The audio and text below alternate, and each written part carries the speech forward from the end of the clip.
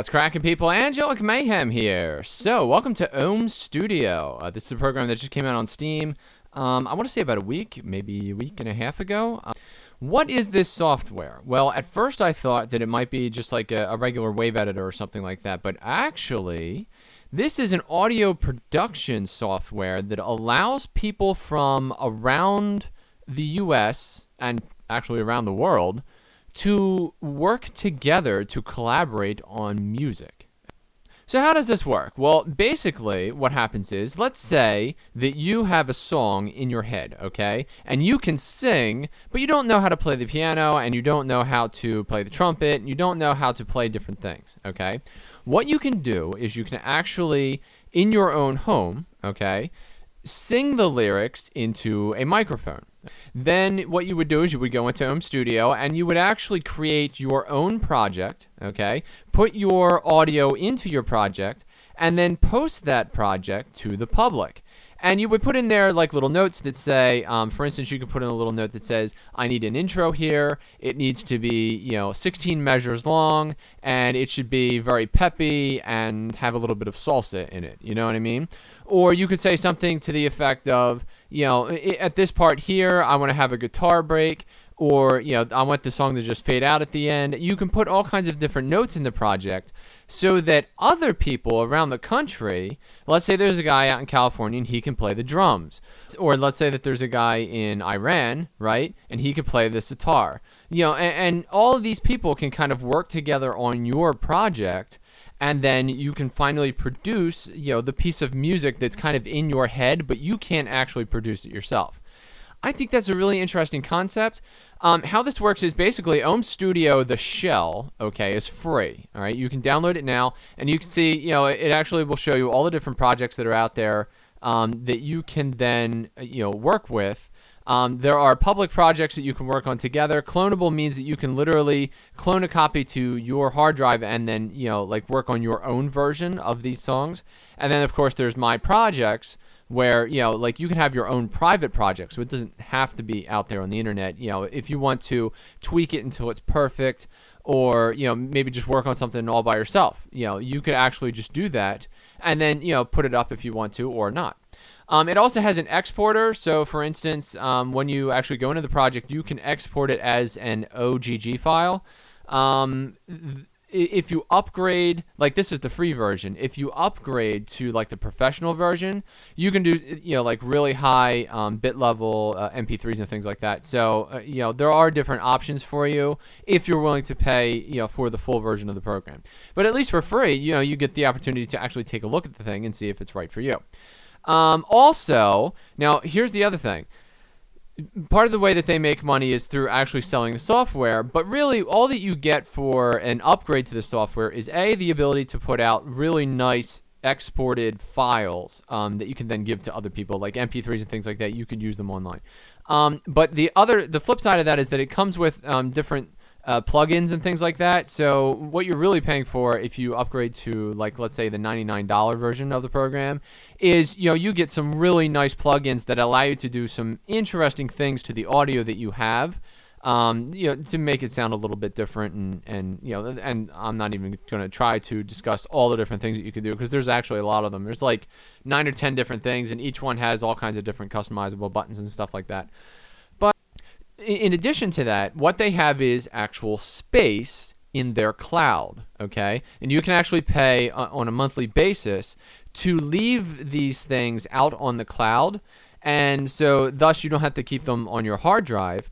Also, if somebody else, let's say somebody gets into your project and they do a drum beat or something like that, if they do like 8 or 9 different versions of the drum beat, you don't want all that to be on your hard drive as well, so all that goes out on the cloud, and then you can manipulate or get rid of stuff that you don't like or whatever. So that's kind of how it works. But in order for you to put anything on the cloud, you actually have to buy in on a monthly basis. There's a subscription.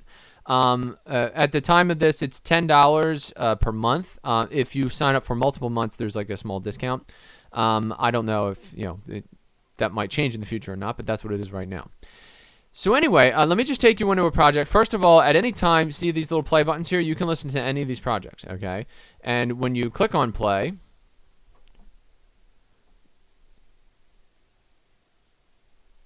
you should theoretically hear it in the background. Now, here is the one problem with this particular software, is that sadly, for whatever reason, this thing doesn't always work. Now, let me explain what I mean by that. You can connect with other people. You can always open your project. You can always manipulate your project. But you can't always hear your project. And I have no idea why, but I've spent an inordinate amount of time working with the audio settings, which, I mean, you know, I do voiceovers all the time, so I'm constantly in my microphone settings. I know exactly how to set them up.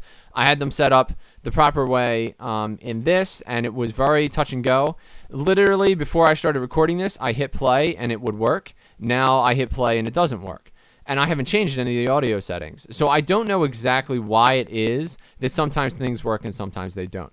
And let me give you another for instance, okay? Let's actually get into this project, all right?